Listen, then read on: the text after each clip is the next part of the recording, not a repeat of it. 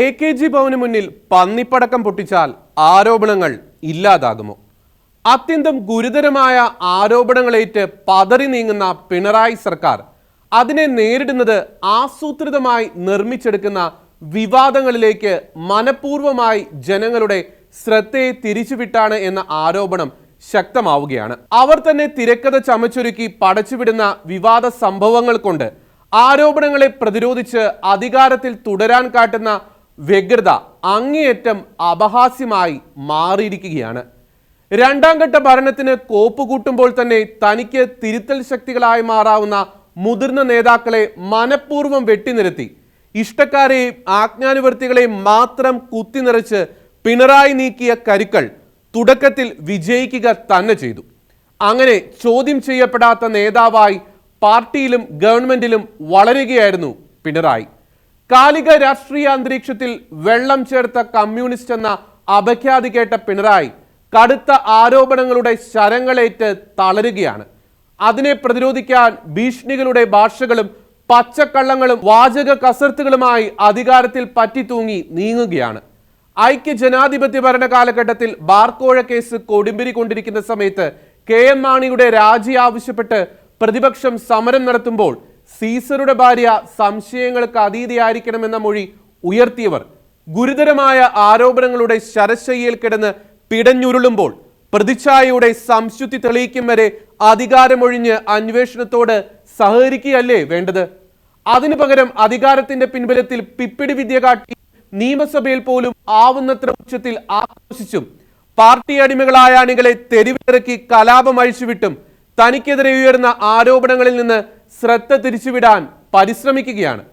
കറുത്ത നിറം കാട്ടിയുള്ള പരമ്പരാഗത പ്രതിഷേധത്തെ അടിച്ചമർത്താൻ കോട്ടയത്തും എറണാകുളത്തും മലപ്പുറത്തുമൊക്കെ മുഖ്യമന്ത്രിയും അദ്ദേഹത്തിന്റെ ആജ്ഞാനുവർത്തികളായ പോലീസും കാട്ടിക്കൂട്ടിയ കോപ്രായങ്ങൾ എത്രയേറെ ബാലിശവും അപഹാസ്യവുമായിരുന്നു. കറുപ്പിനെതിരെയുള്ള പ്രതിഷേധങ്ങൾ ശക്തമായപ്പോൾ പിണറായി തന്നെ കറുപ്പ് വിരോധത്തെ തള്ളി രംഗത്ത് വന്നു.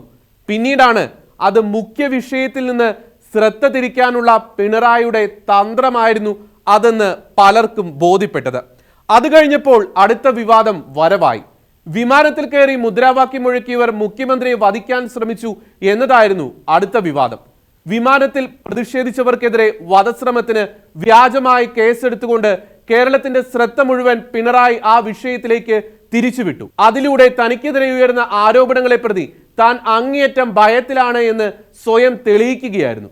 പിണറായിക്ക് ബലം കൂട്ടാൻ ജയരാജൻ അന്ന് പറഞ്ഞത് മുഴുവൻ കല്ലുവെച്ച നുണകളായിരുന്നു എന്ന് പിന്നീട് കേരളം കണ്ടു. ഇതിനിടയിൽ തങ്ങൾ തന്നെ പടച്ചുവിട്ട ബഫർ സോൺ നയങ്ങൾക്കെതിരെ വിദ്യാർത്ഥി സംഘടനയായ SFI ഇറക്കി വയനാട്ടിൽ രാഹുൽ ഗാന്ധിയുടെ ഓഫീസിന് നേരെ ആക്രമണം. അങ്ങനെ വീണ്ടും ജനശ്രദ്ധ ആരോപണങ്ങളിൽ നിന്ന് ആക്രമണങ്ങളിലേക്ക്.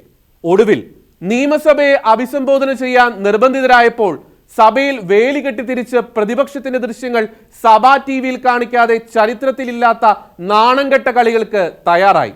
പിന്നെ ആരോപണങ്ങളെപ്പറ്റി ചോദിച്ചപ്പോൾ കണ്ടില്ല, കേട്ടില്ല, ശ്രദ്ധയിൽപ്പെട്ടില്ല എന്ന് പറഞ്ഞ് തടിയൂരാൻ ശ്രമങ്ങൾ. വീണ്ടും ആരോപണങ്ങൾ ആവർത്തിക്കപ്പെട്ടപ്പോൾ പിപ്പിടി വിദ്യ ഇറക്കേണ്ട, ഭീഷണി വേണ്ട, അഭ്യാസം കയ്യിൽ വെച്ചാൽ മതി എന്നൊക്കെയായി കേരള മുഖ്യമന്ത്രിയുടെ ഭാഷ.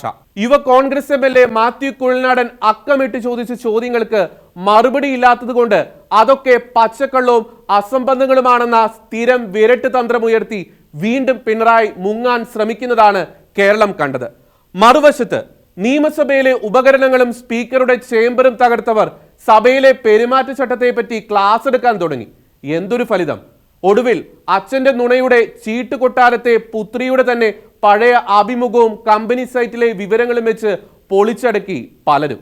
അങ്ങനെ ആധികാരികമായി ചോദിച്ച ചോദ്യങ്ങൾക്കും ഉന്നയിച്ച ആരോപണങ്ങൾക്കും മറുപടി പറയാൻ കഴിയാതെ ഊണും ഉറക്കവും നഷ്ടപ്പെട്ട പിണറായിയാണ് കേരളം ഇന്ന് കണ്ടുകൊണ്ടിരിക്കുന്നത്.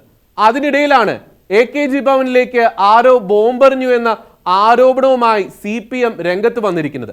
ലക്ഷ്യം പഴയത് തന്നെ, മുഖ്യമന്ത്രിക്കും മകൾക്കുമെതിരെയുള്ള ആരോപണങ്ങളിൽ നിന്ന് വീണ്ടും ശ്രദ്ധ തിരിക്കുക. അഴിമതി ആരോപണങ്ങളെ കാര്യകാരണങ്ങൾ നിരത്തി തെളിവുകൾ സഹിതം നേരിടാതെ ബഹളമുയർത്തിയും കലാപമുണ്ടാക്കിയും കപടതകളുടെ പൊയ്മുഖം കാട്ടിയും എതിരാളികളെ ഭീഷണിപ്പെടുത്തിയും ഇനി എത്ര നാളിങ്ങനെ പിണറായി സർക്കാരിന് മുന്നോട്ട് പോകാൻ കഴിയുമെന്ന് കണ്ടറിയണം.